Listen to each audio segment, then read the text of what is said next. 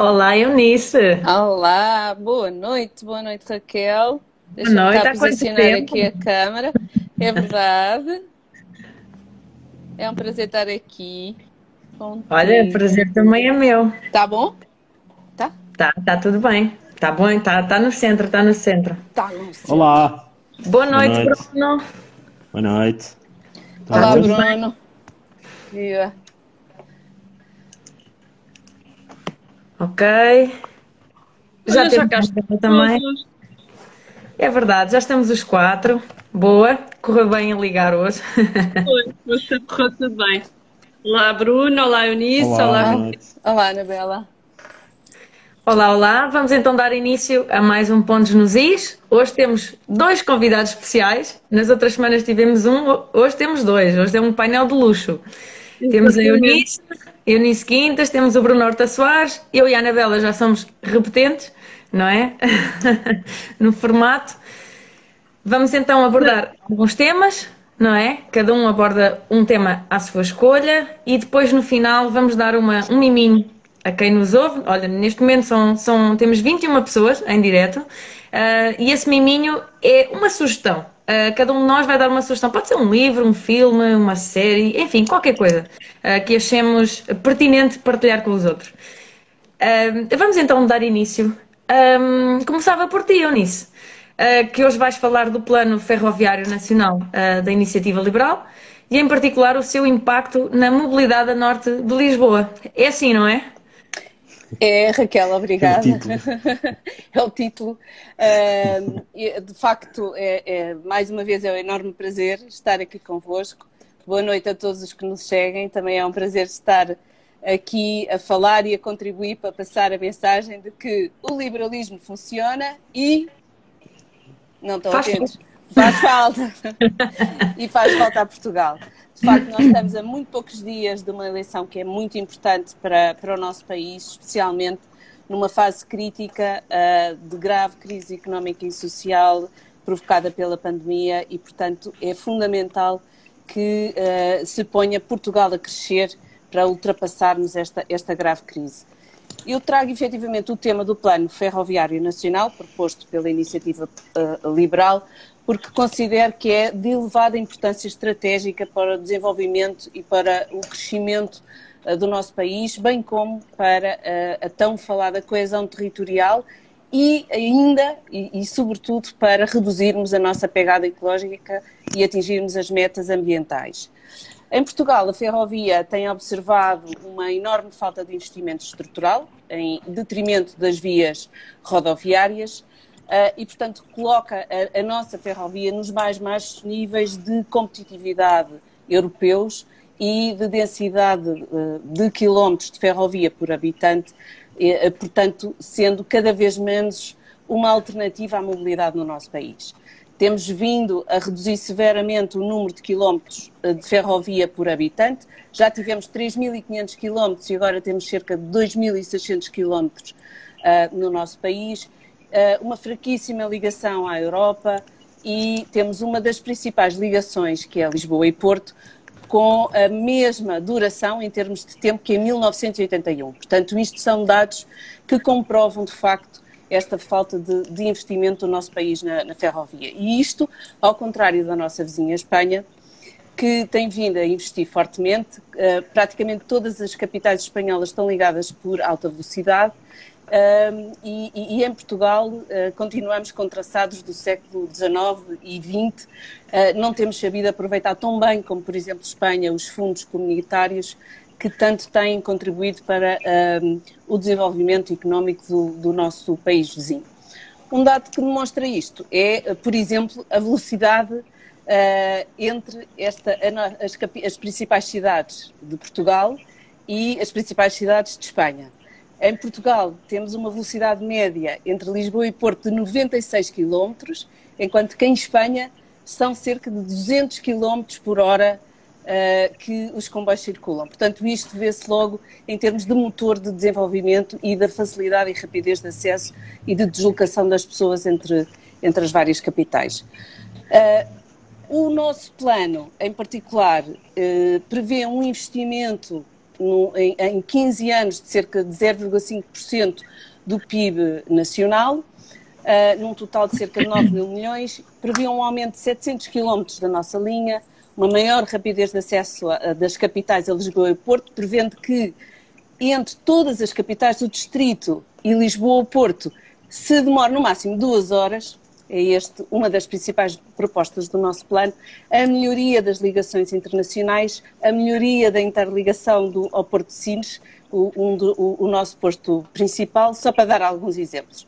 E queria aqui destacar, para não me alongar muito mais, porque é uma proposta bastante detalhada, o investimento na criação de uma nova linha entre Malveira, Loures e Lisboa. Esta nova linha vai substituir a linha do Oeste entre Malveira e a Pedra Furada, e, portanto, isto vai contribuir imenso para uma deslocação muito mais rápida de todos os habitantes da região norte de Lisboa, uma entrada muito mais fácil na cidade de Lisboa, e isto é decisivamente um dos fatores que trava o desenvolvimento da região do Oeste, é efetivamente a deslocação a Lisboa.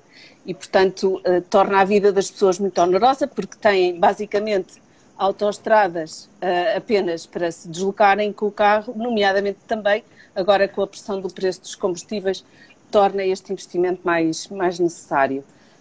E, portanto, considero que a concretização desta nova ligação de Malveira, Loures e Lisboa, uma modernização da linha do Oeste, um fator muito, muito importante no desenvolvimento da região Oeste. Gostaria de ressaltar isso aqui e de trazer esta política, esta proposta da Iniciativa Liberal para cima da mesa, para que todos realmente, que não se tem falado muito durante a campanha, para que realmente seja mais um fator de que as políticas liberais são precisas no nosso país e são precisas para realmente pormos o país a crescer e para implementarmos com uma nova energia, um novo vigor, o desenvolvimento em Portugal e para pôr o Oeste a crescer também.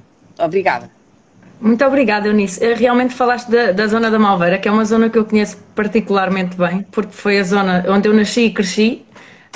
E é verdade, as pessoas que vivem na Malveira não têm muitas soluções a nível de ferrovia. Há pouquíssimos comboios, a horas pouco apelativas, e quem vive nessa zona, se quer ir para Lisboa, ou leva o carro ou tem de usar autocarro. Mas mesmo os autocarros, à ida para Lisboa há vários. Temos uma boa oferta daquilo que eu conheço, mas à vinda de Lisboa para cá, se tivermos que regressar de noite, a oferta é escassa. Então acho que é fundamental o que falaste, e fundamental a proposta da Iniciativa Liberal de melhorar essa ferrovia e de criar então mais alternativas para as pessoas, para também poderem deixar de utilizar o carro, que vamos melhorar em vários aspectos. A mobilidade e o ambiente também, não é? Porque não poluímos tanto. Pronto. Outra coisa, Eunice, em que medida é que este plano pode promover a concorrência na ferrovia? Quando nós modernizamos uma linha e quando damos maior capacidade a essa ferrovia, possibilitamos a entrada nomeadamente na exploração, a investimento privado.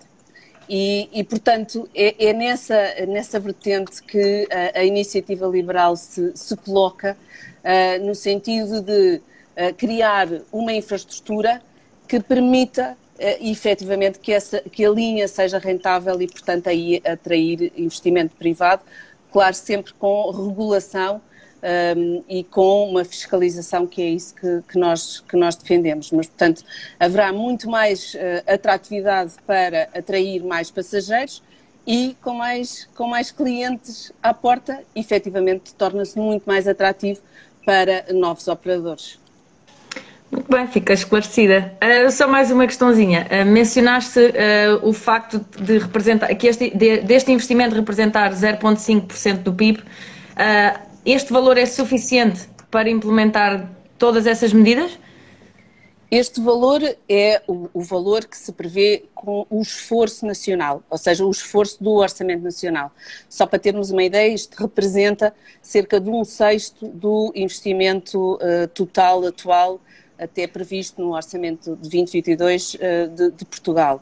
Não é o total do investimento para concretizar o nosso Plano Ferroviário Nacional, será de 20 mil milhões de euros, o que implica que realmente aproveitemos muito mais satisfatoriamente os fundos europeus. Portanto, a diferença entre os 9 mil milhões, o esforço nacional, e o total de investimento necessário será a utilização de fundos europeus que existem exatamente para este efeito da melhoria da ferrovia, e é fundamental que saibamos aproveitar muito mais satisfatoriamente do que temos vindo a aproveitar nas últimas décadas. Completamente, completamente. Não sei se alguém tem alguma coisa a acrescentar sobre este tema. Bruno ou Anabela? Olha, eu aproveito para reforçar que, de facto, a ferrovia é de extrema importância para um setor que é a exportação, para a nossa economia em termos de exportação. Temos um déficit muito grande nas linhas ferroviárias e nas ligações dos portos e às várias localidades. Estamos muito aquém do que já há na Europa e nunca se apostou forte nisso. Estamos dependentes de um setor rodoviário com grandes problemas neste momento, especialmente até pelo incremento do custo do combustível, e não se criou durante este tempo todo estruturas para isto. Nós, por exemplo, falaste há pouco no Porto de Sines, eu estou ligado ao setor, é complicadíssimo cada vez mais ter soluções frequentes e razoáveis para que os contentores sejam transportados em tempo útil normal de Sines para Lisboa e vice-versa, e para outros portos de Portugal. Portanto, é realmente urgente resolver essa situação. Isto para não ficarmos dependentes de outros países e da área rodoviária, que é sempre mais complicada. É isso mesmo. Isso mesmo. Porque o investimento, o plano, já agora acrescentando, o Plano Ferroviário Nacional prevê também a melhoria do transporte de mercadorias. Portanto, nós não estamos aqui a falar só e a pensar num plano ferroviário apenas para passageiros, mas também para mercadorias. E nós, a nível nacional, estamos muito bem, acrescentando só aqui mais um facto, estamos muito bem a nível de transporte de mercadorias dentro do nosso país, mas a ligação e a exportação de mercadorias para fora estamos na cauda da Europa e temos que mudar isso. Muito bem. Bruno, vamos então passar ao tema modernização administrativa? Boa, se calhar mudava o nome, porque, para não ser tão chato, não é?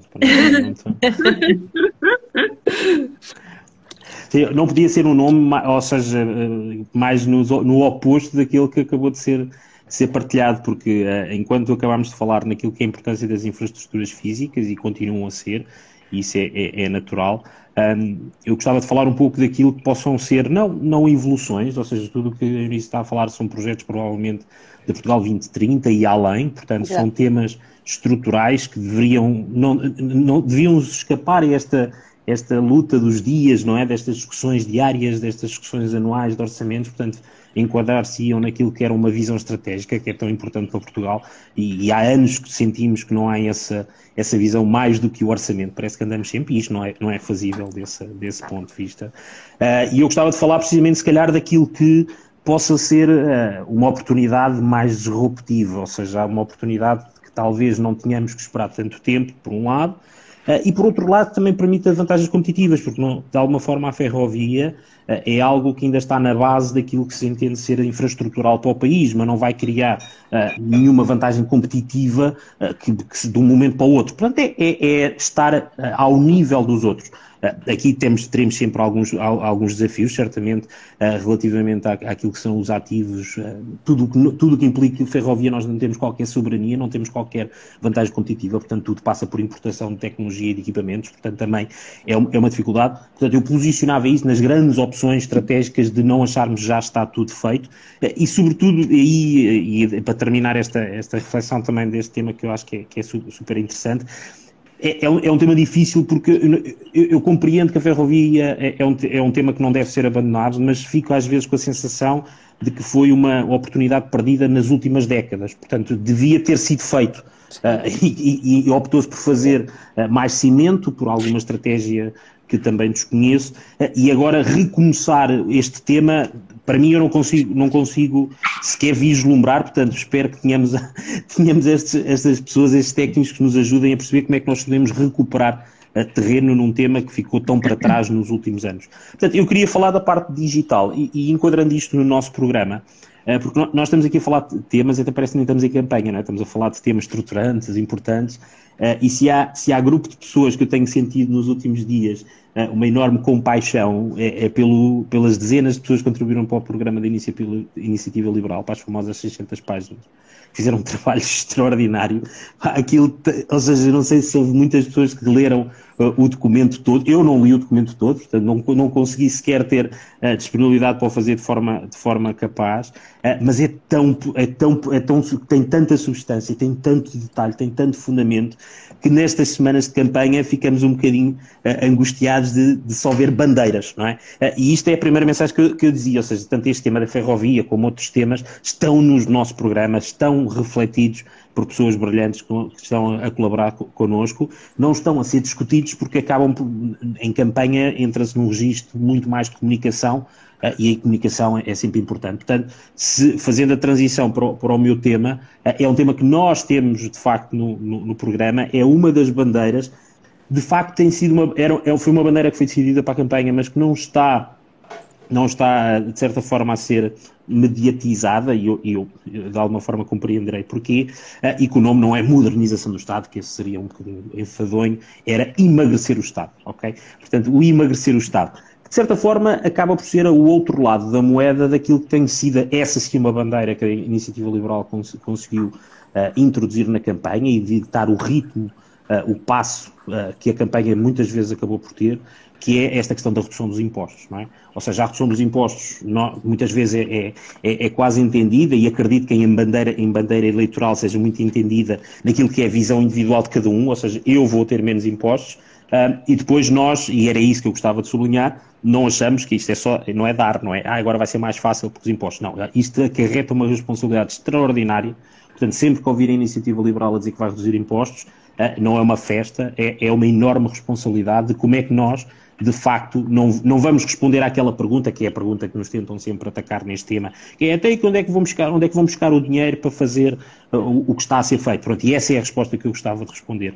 É que o objetivo da redução de impostos é, de certa forma, também um incentivo para que o Estado se modernize e o Estado se transforme. Portanto, não é possível, naturalmente, ter uma redução de impostos e dizer, não, mas vamos ficar a economia que vai crescer e o Estado vai ficar tudo igual. Não é sério, isso não seria sério. Portanto, nós achamos verdadeiramente que há um desafio estrutural de modernização do aparelho do Estado, da administração pública, não só para acompanhar esta pressão, esta disrupção que queremos incutir, mas sobretudo para tornar esta máquina uma máquina muito mais ágil, muito mais flexível, que possa acompanhar o ritmo que nós queremos para a economia. Hoje a máquina do Estado está montada ao ritmo da economia e de certa forma o que nós acreditamos é que está a condicionar o ritmo da economia. Não é possível ninguém na indústria da habitação querer acelerar a indústria da habitação porque a máquina não deixa. Não é possível ninguém querer acelerar uma indústria, seja ela qual for, porque as fiscalizações, toda a complexidade burocrática não deixa. Portanto, nós acreditamos que esse ritmo que vai na sequência, naturalmente, da redução de impostos, maior esperança, maior confiança na economia, a economia quer crescer e nós temos que modernizar a máquina do Estado. Portanto, este emagrecer o Estado passa pela modernização. E esta modernização que passa naturalmente por aqui também procurar não só acompanhar aquilo que são as boas práticas internacionais, como nós também fazemos em muitas das nossas medidas, procurar fazer aquilo que outros fazem bem, mas naturalmente, e se os outros de certa forma estão a fazer esta tal transição digital, então também passará em grande medida para a transição digital. Ou seja, esta transição digital que tem vindo a ser feita, que está por todo o PRR, está escrita por todo o TRR, é uma das partes, juntamente com a transição energética, são as duas grandes guias para aquilo que é a motivação do PRR. Eu não tenho a convicção, pelo que li já do PRR, depois na substância, de facto se queira fazer uma transição, ou seja, a sensação com que eu fiquei foi que, com muitas coisas que foram feitas por este governo, eles foram à Europa e disseram, pá, digam-me o que é que vocês querem que nós façamos e nós dizemos que vamos fazer desde que mandem para cá o dinheiro, não é? E acho que a transição energética e a transição digital caíram um bocadinho nesse tema. Portanto, e acho que isso é um tema de uma enorme oportunidade, como já disse, para tornar o Estado muito mais ágil, muito mais flexível, para acompanhar a tal economia florescente e enérgica que nós queremos, mas também, e gostava de só deixar aqui uma nota, porque acho que é um aspecto muito importante, mas não, quando nós falamos em transição digital, que não se pense que é uma transição meramente tecnológica, porque, mais uma vez, não podemos continuar a acreditar, e é das coisas que mais me custa, ou seja, eu sempre gostei daquela máxima de que devemos aprender com os erros, mas devemos aprender com os erros dos outros, não é? E quando nós tivemos eu conheço o programa, portanto acho que até poderia haver algumas boas intenções, mas há cerca de 10 anos demos computadores às crianças e dissemos que íamos tornar as crianças todas mais digitais, e no final demos-lhes um equipamento, uma tecnologia. Não é que passados estes anos todos vem toda esta crise, e o que é que nós voltamos a fazer? Voltamos a dar computadores às crianças. Portanto, não é a tecnologia que vai fazer transição digital, eu focaria essencialmente nas competências. Ou seja, o que eu acho que é uma esperança, e é uma esperança que talvez pudesse ter resultados muito mais rápidos do que aqueles que certamente falávamos, das ferrovias, etc., era uma aposta, não era uma aposta forte, isto é giríssimo dizer aposta forte, era uma aposta sangrenta nas competências digitais. E quando eu digo sangrenta é porque nós não conseguimos há 40 anos fazer apostas na educação que sangrem alguma coisa, ou que queimem alguma coisa, ou que transformem verdadeiramente alguma coisa. Eu costumo dar o exemplo, eu ainda fui do tempo em que aprendi a escrever à máquina, na secundária. Portanto, eu ainda tive técnicas de secretariado, acho que era esse o nome da cadeira, e era com máquina de escrever. E então aprendíamos o QWERTY e não furar a página para não fazer com muita força e por aí fora. E apanhei a transição para a informática. E naquele tempo, a informática vai revolucionar. Não, mas quem foi dar a cadeira de informática foi a professora de técnicas de secretariado, obviamente, não é? Portanto, e hoje isto continua a ser o tema. Portanto, há uma oportunidade extraordinária de formar profissionais nesta área. É das maiores escassezes que existe hoje em termos profissionais, é as áreas das tecnologias, e nós olhamos para a formação básica, nós olhamos para a formação secundária e continuamos a ver as mesmas competências, continuamos a ver uma menor aversão à tecnologia, desde que seja do ponto de vista do utilizador, mas a malta ir para as tecnologias é assim um bocado geek e continua a não ser encarado mediaticamente como sendo uma forma, aqui sim, nós ganharmos verdadeiras vantagens competitivas em relação aos outros. Portanto, não há nenhuma justificação para que nós não possamos também aproveitar estas novas tecnologias, estas novas formas de trabalho. Não há nenhuma justificação para nós continuarmos a fazer o tal investimento em competências que nada mais são muitas vezes, e muitas vezes quando nós só ouvimos falar de salário mínimo, e salário mínimo tipicamente, ou seja, não é desvalorizar, mas muito do salário mínimo são tarefas humanas a fazerem tarefas que podiam ser perfeitamente feitas por máquinas, ok? E é esta revolução que nós vamos ter que fazer as pessoas com esta nova revolução industrial, que não é a revolução anterior, portanto esta é a revolução da automatização, da inteligência artificial. As pessoas vão se tornar muito mais humanas, as pessoas vão ser substituídas não só na força, mas vão ser substituídas na capacidade cognitiva por máquinas, e só não são, se houver resistência a isso, e vão passar a ser mais humanas, a tratarem umas das outras, a cuidarem. O exemplo mais clássico é, em teoria, a enfermeira ia ganhar mais que o médico, porque o médico passa a ser substituído por uma máquina, enquanto a empatia, o carinho, a atenção de um humano num cuidado de enfermagem não deveria ser. Portanto, há aqui uma transformação de competências que eu não vejo acontecer, e isto é o que nos está a bloquear. Portanto, estamos aqui a falar de dois exemplos, um físico e um imaterial, que estão a atrasar Portugal. Eu aqui destacaria, só para deixar um número final, nós estamos perante desafios que não os ouvimos discutidos na campanha, e espero sinceramente que a Iniciativa Liberal possa ter muito mais visibilidade para conseguir ir introduzir estes temas. Ou seja, ninguém fala, ou vai-se falando assim em sordina, que somos o último país em literacia financeira na Europa. Portanto, nós podemos ter muita coisa, mas depois se nem entendemos o valor do dinheiro, se nem entendemos a lógica económica associada ao dinheiro, isso não vai acontecer. E neste caso do digital, para terem uma noção, nós estamos a falar que ainda não há os dados certos de 2021, do último censo, mas no censo dos anos 70 nós tínhamos cerca de 25% de analfabetismo em Portugal. em 2011 andava à volta dos 5%, e eu acredito que agora seja muito mais baixo no novo censo. Mas ainda existe 5% de analfabetismo. Mas se eu vos perguntasse qual é que é o nível de iliteracia digital, vocês têm ideia em Portugal? Pessoas que são totalmente, não sei o que é isto. Deve ser bastante alto, sim. Não, até tenho medo de arriscar um valor.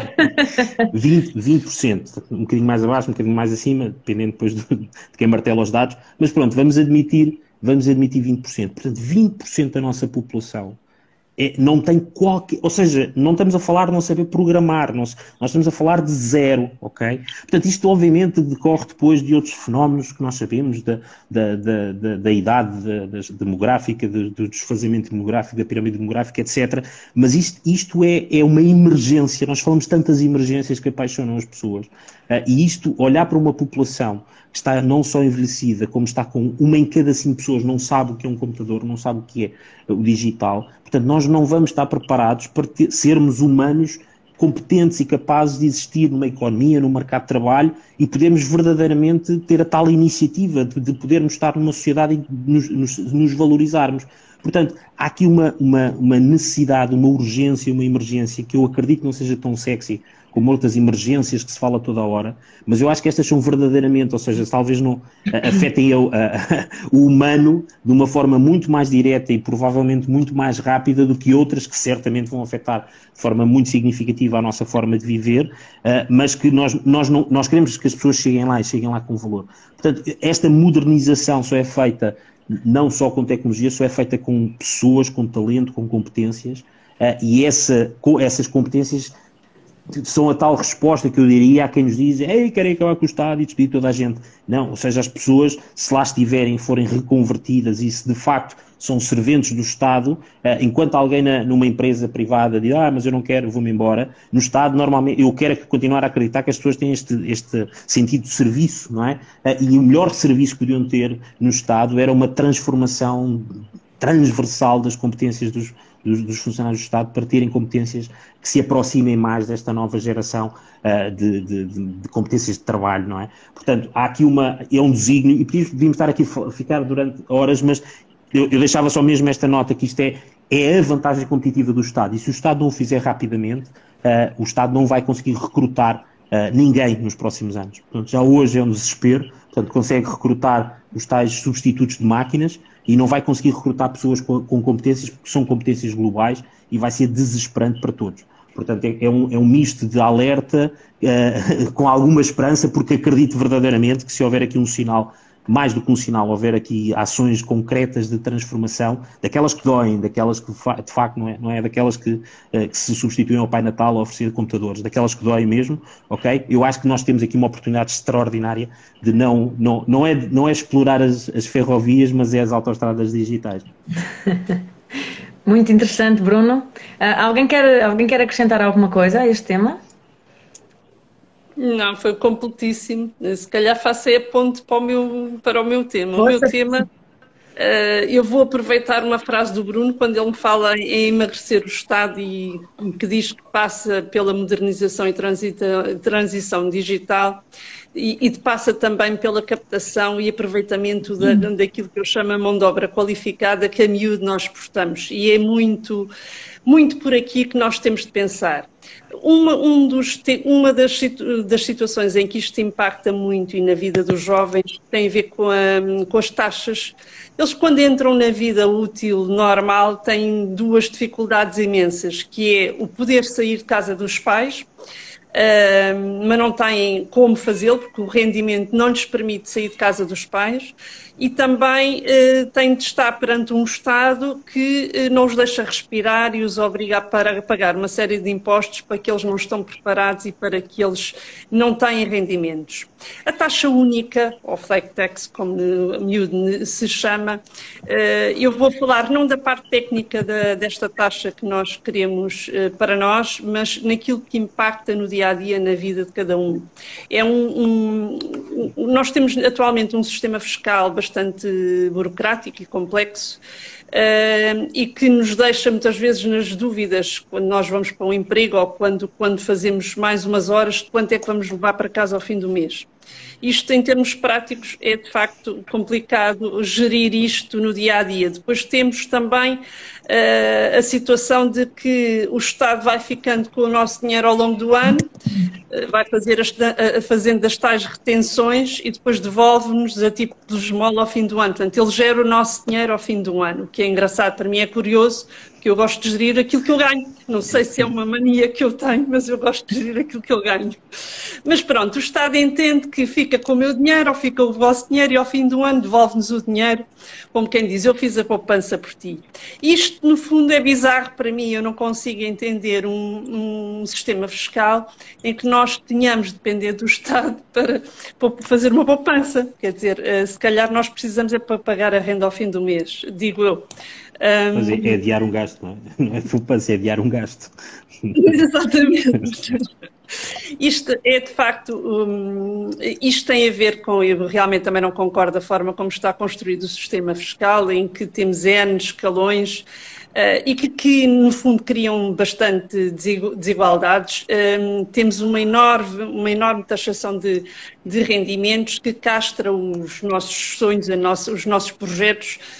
De facto, a carga fiscal é tão grande que não nos permite, e mais até, eu até aponto isto mais para a camada mais jovem, que neste momento está realmente muito impossibilitada de comprar uma casa, de construir o que quer que seja. E por isso é que vão indo lá para fora, estão bem preparados e não conseguem ficar cá, porque não têm condições e que têm um sistema fiscal que também lhes cai em cima forte e feio. Portanto, isto é, de facto, grave e vai fazer que daqui a uns anos nós queiramos que os nossos jovens estejam por cá para levantar este país, nós queremos jovens para levar este país e eles estão lá fora a trabalhar e depois não voltam, como é óbvio. Isto é uma proposta, a Flex Tax. Eu não vou entrar na parte técnica, até porque depois vou deixar a Raquel falar um pouco de um projetozinho que nós vamos lançar para o ar, relacionado com isto e que explica um bocadinho mais a parte técnica da taxa, mas esta taxa tem de ser vista no seu todo. Portanto, o que a Iniciativa Liberal quer é estruturar economicamente o país, e isto passa por uma reestruturação do sistema fiscal também. Sem termos um país coeso economicamente, não se pode criar mais nada. Portanto, isto está na base de tudo. E o estímulo da economia tem de ser feito com base nestas premissas. Portanto, basicamente é isto, é postado uma simplificação e desagravamento do IRS, é incentivar a transparência através da declaração de rendimentos, é também acabar com aquelas situações que todos nós conhecemos, que, quer dizer, nós lhes chamamos aquelas formas alternativas de rendimento, como os subsídios de alimentação, os cargos de empresa, todos aqueles subterfúgios que existem porque as coisas não estão feitas de uma forma linear e clara. Pronto, no fundo isto tudo serve para dinamizar a economia. Eu não me vou alongar muito mais, pronto, eu acabo por deixar um bocado em aberto para aquilo que vai sair agora sobre este tema. Eu posso complementar, por acaso, sobre este tema. Eu hoje tive uma interação interessantíssima com o dono de uma empresa, de uma média empresa, que me disse, eu vou-lhe mandar os quadros, eu não consigo aumentar as pessoas, eu quero fazer diferenciação entre uns trabalhadores que têm tido mérito e, mediante o número de filhos que tenham, queria aumentar uma trabalhadora que tinha 7 filhos e o outro que não tinha filhos, e tudo aquilo que ele aumentava ia para impostos. Estamos a falar de salários na ordem dos 700 euros. Nós temos feito comparações nos salários de 800 e 900 euros, nos salários mais baixos, onde muitas vezes a esquerda diz que as pessoas vão pagar mais impostos, etc. A nossa proposta é muito mais, primeiro, claro e transparente para todos, de quanto é que um salário bruto permite ter em termos de salário líquido, porque os trabalhadores acabam por comparar os salários a nível líquido e não veem o esforço que as empresas estão a fazer para aumentar uns e outros, não comparam e, portanto, o líquido que é para uns é completamente diferente do que é para outros, depende do número de titulares e do número de dependentes, e, portanto, ele estava... aliás, mandou-me um e-mail com os comparativos que fez e o título do e-mail diz Missão em aumentar os ordenados, missão impossível. E, portanto, é uma pausa. Deixamos de ouvir. Isto que nós propomos realmente ultrapassar e inclusivamente permitir que se possa aumentar os salários de uma forma muito mais de acordo com o mérito de cada um, de acordo com a prestação de cada um, e que as próprias empresas sintam que estão a recompensar os seus trabalhadores de uma forma muito mais justa e muito mais equilibrada. E, portanto, a nossa proposta é ir ao comparador, ao nosso simulador. Já agora aproveito para fazer aqui a publicidade, irs.liberal.pt, e ver o que é que... É assim, não é? Corrijam-me se eu não tiver dito bem, irs.liberal.pt, e ver o que efetivamente se vai ganhar a mais. Subir, aumentar o salário desde já. São políticas que em vários países, bem mais abonados economicamente do que nós, estão a ser praticadas e levadas a cabo, e pronto, e nós temos tido um sistema fiscal há não sei quantas décadas que nos vem atrofiando, e nós vamos aceitando, não é? Portanto, aqui não só íamos tornar a vida das pessoas muito mais fácil, aqui na zona do Oeste, ir para Lisboa muito mais rapidamente, de uma forma muito mais económica, íamos dar uma literacia a nível, que eu acho que devia ser tão importante aprender a programar como aprender português hoje em dia, não é, Bruno? Também concordo plenamente contigo. Sim. Acho que devia ser quase como língua obrigatória passarmos a aprender a programar, e portanto, olha, tenho um orgulho imenso no nosso programa, são 600 páginas de grande valor. Sim, é verdade. Convidamos todos a consultar o programa. Temos uma versão mais reduzida para quem não quiser ler as 600 páginas. Em relação à taxa única de IRS, vou só acrescentar que nós, no Núcleo de Mafra, vamos lançar 2 vídeos a partir de amanhã. São 2 vídeos curtinhos, um vídeo explicativo da parte mais teórica e o segundo vídeo com casos práticos, simulações de casos práticos, para as pessoas terem noção do quanto poupariam, não é? Ou quanto ganhariam a mais, que é um dinheiro que é das pessoas, mas que até então tem ficado pelo Estado, mas quanto é que esse dinheiro seria devolvido e realmente a diferença que fará na vida de um trabalhador. Nós vamos lançar esta semana esses vídeos e também convidamos a simular no próprio site, com a ressalva que há exceções e isenções que não fazem parte do simulador.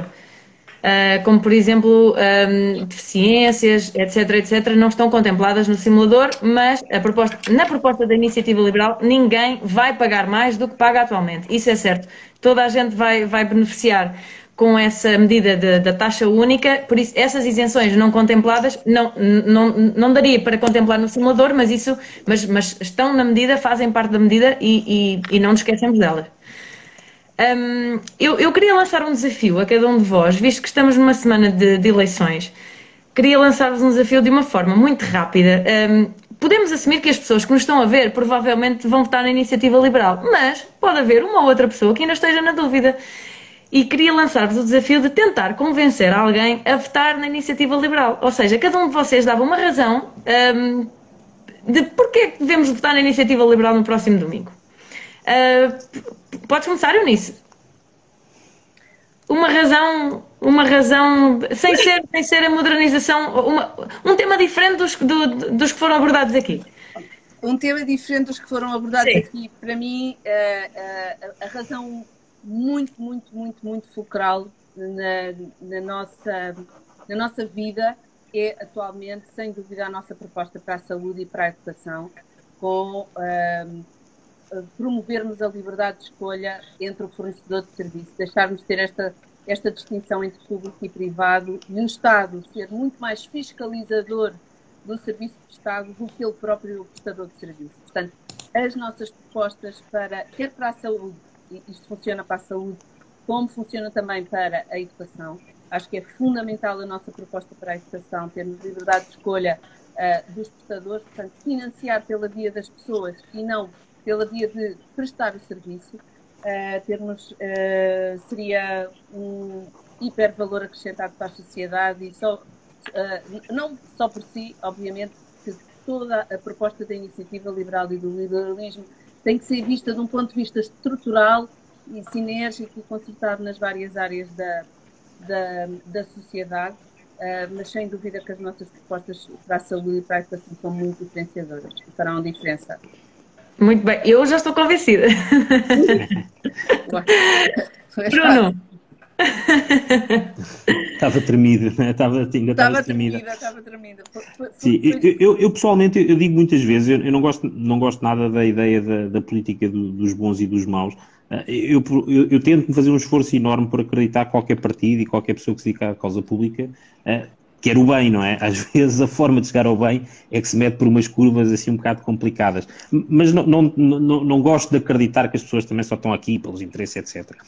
No entanto, aquilo que eu reconheço e que acho que toda a gente reconhece é que há um elemento de confiança muito importante quando nós falamos de democracia representativa, não é? Ou seja, nós não vivemos numa democracia direta, nós não podemos fazer a mudança direta e temos que ter os partidos para nos representarem. Isto é uma consequência natural do tipo de democracia que nós temos.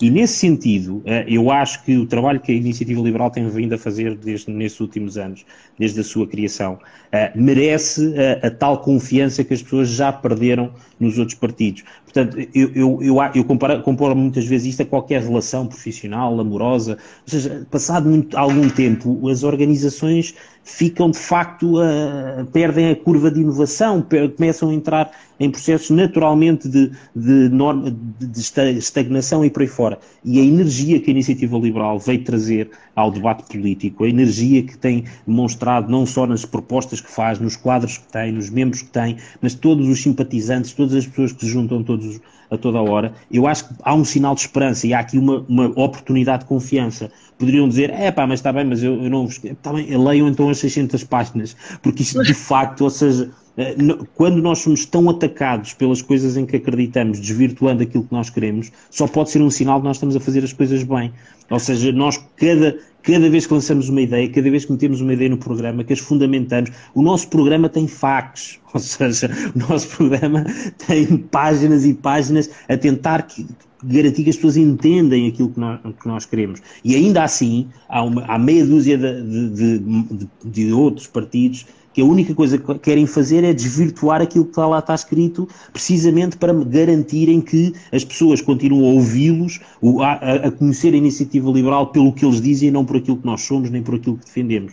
Portanto, eu acho que neste momento não reconheço em mais nenhum outro partido a confiança que qualquer voto deveria merecer. Não é? Ou seja, porque é para quem quer naturalmente mudar. Portanto, eu já estou a admitir que isto é como no futebol, há malta, eu ainda agora em campanha ouço malta dizer, eu sou Sá Carneiro. Estas pessoas temos que lhes reconhecer, é uma forma de sentirem a política e de continuarem a sentir. Portanto, eu já só falo daqueles que admito que olhem à volta e não acham que isto poderia estar bem melhor. Todos aqueles que acham que já está, não, isto é fantástico, ou, podia ser pior, vê lá, ainda podia ser pior. Pronto, aí eu acho que não há argumentos, pelo menos para já. Agora, todos aqueles que sentem que já estavam desligados da política, que a abstenção era a sua melhor forma de participação, a cidadania, para aqueles que de facto acham que pode haver aqui um novo relançar no pós-Covid, então eu não tenho dúvida que a Iniciativa Liberal é a melhor escolha. Muito bem. E tu, Anabela? Olha, eu apontaria para a parte das empresas, para a despenalização em termos de impostos das empresas que estão muito sobrecarregadas. E se queremos dinamizar uma economia que é essencial para nós pormos o nosso país a andar, temos de ajudar as nossas empresas, não as penalizando tanto e ajudando que elas cresçam por si próprias. Isto é deixar a iniciativa privada andar por si própria e a livre concorrência fazer o mercado percorrer o seu caminho. Muito bem, muito bem. Eu quero focar um outro tema, o tema da habitação. Um tema bastante importante nos dias de hoje também. Temos uma grande falta de habitação em Portugal e a proposta da Iniciativa Liberal vai no sentido contrário. É maior oferta, não é? Para haver maior concorrência e assim conseguirmos baixar os preços da habitação em Portugal.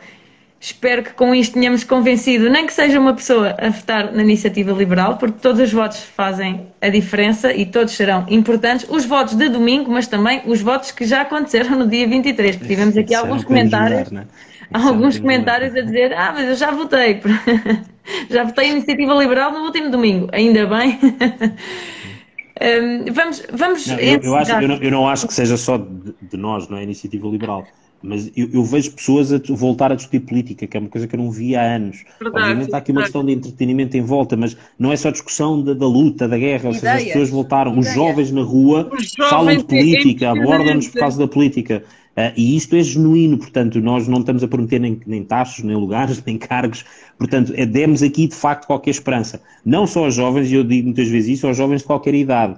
Porque nós temos muitos jovens, naturalmente, que a mensagem, até esteticamente, procuramos também ser genuínos para que possamos ter essa identificação da parte dos jovens, mas vocês devem ter também esta noção, mas eu se calhar dizem mais, a quantidade de menos jovens que dizem que voltaram à política por causa dos filhos.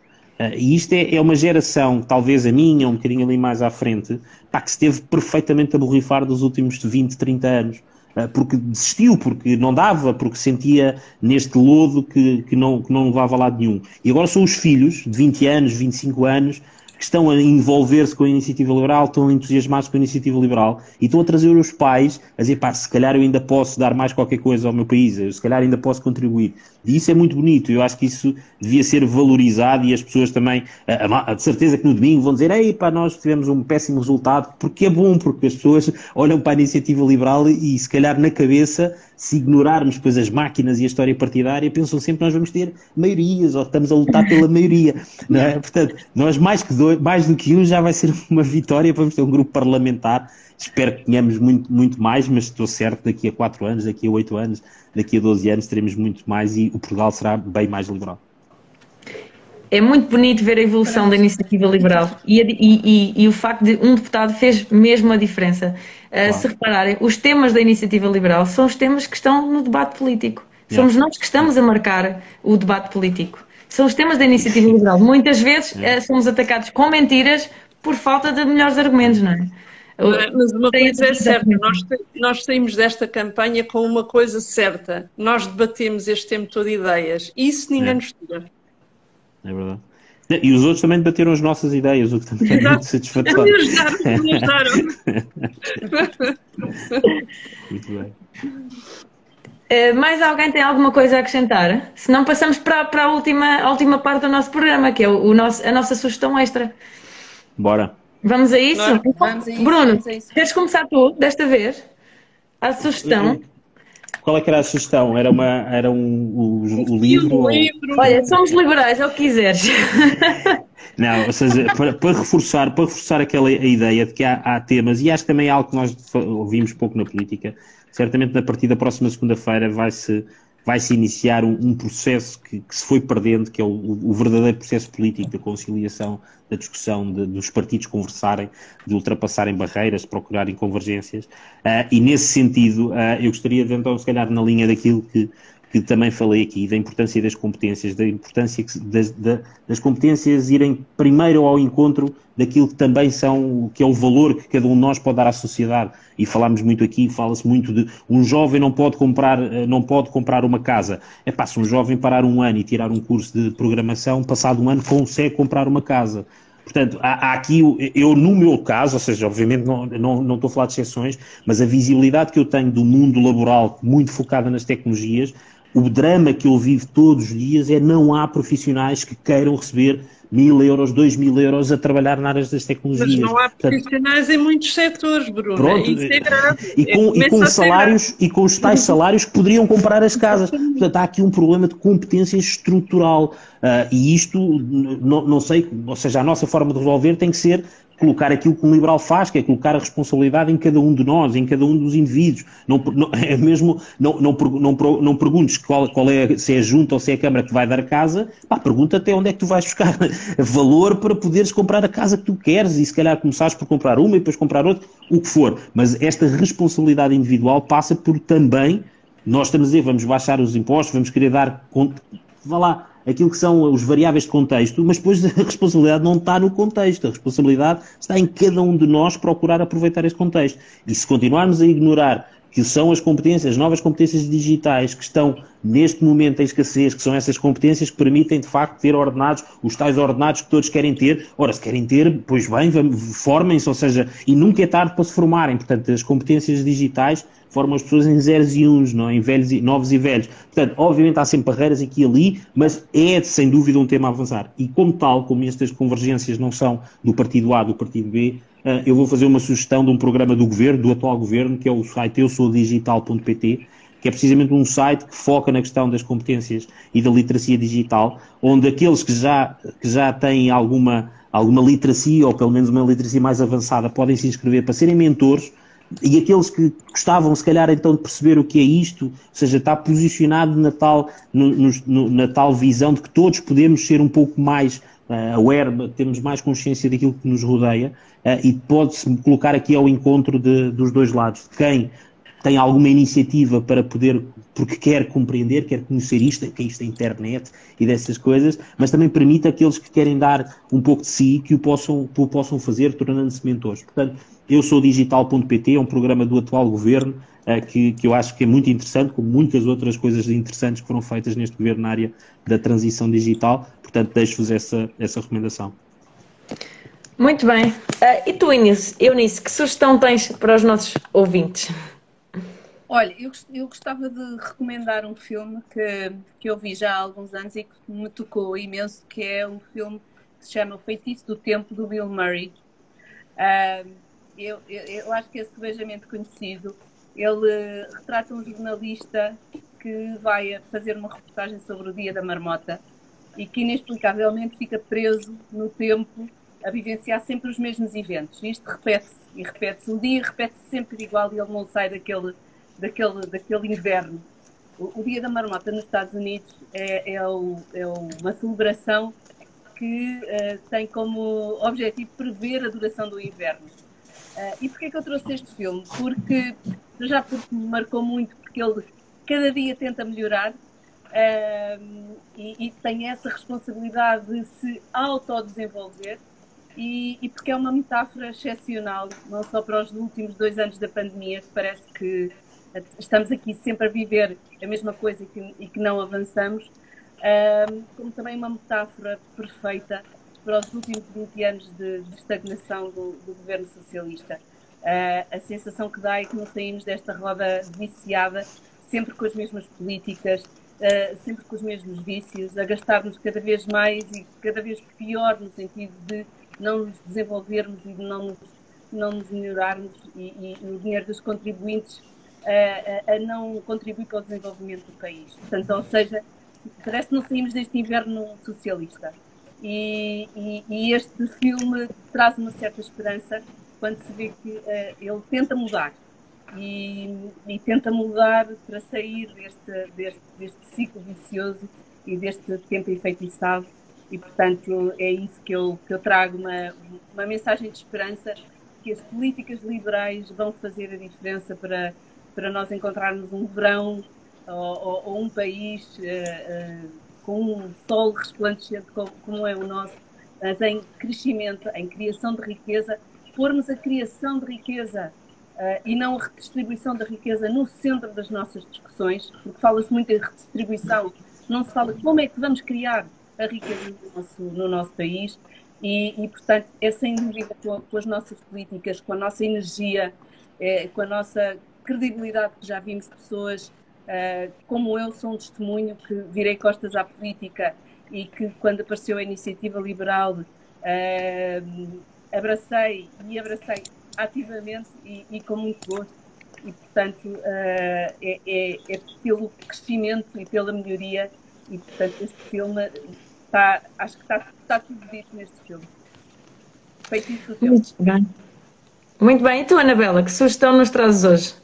Olha, vou sugerir um filme que vi há pouco tempo na Netflix, A Mão de Deus, que tem por base o Maradona, mas que é um filme delicioso que eu adorei, portanto aconselho-vos a ver, não vou contar, aquilo tem base factos reais, não Maradona, mas é muito bom o filme, eu gostei imenso. Ok, muito bem. Eu vou sugerir um filme, por acaso já vi há uns anos, mas lembrei-me dele hoje, chamado O Jogo da Imitação. Não sei se já viram. Penso que está na Netflix também, que o filme passa-se durante a Segunda Guerra Mundial e temos vários cientistas a tentar descobrir, a tentar descodificar ou decifrar o código Enigma, o código dos alemães. E o filme retrata isso, os cientistas a tentarem descobrir, até que, bom, não queria contar o resto do filme, mas até que um cientista consegue descobrir. Mas o filme é muito interessante, vejam, porque é mesmo muito bom e a parte final do filme é espetacular. Eu adorei ver o filme. Mais alguém tem algum comentário a fazer? Não, só que vamos precisar da mão de Deus e de decifrar. Da mão de Deus no domingo também pode ajudar. E para depois decifrarmos e se tivermos um grande resultado, vamos ter que decifrar como é que vai ser a governabilidade deste país. Portanto, acho que faz todo sentido. Muito bem, foi uma sugestão divertida.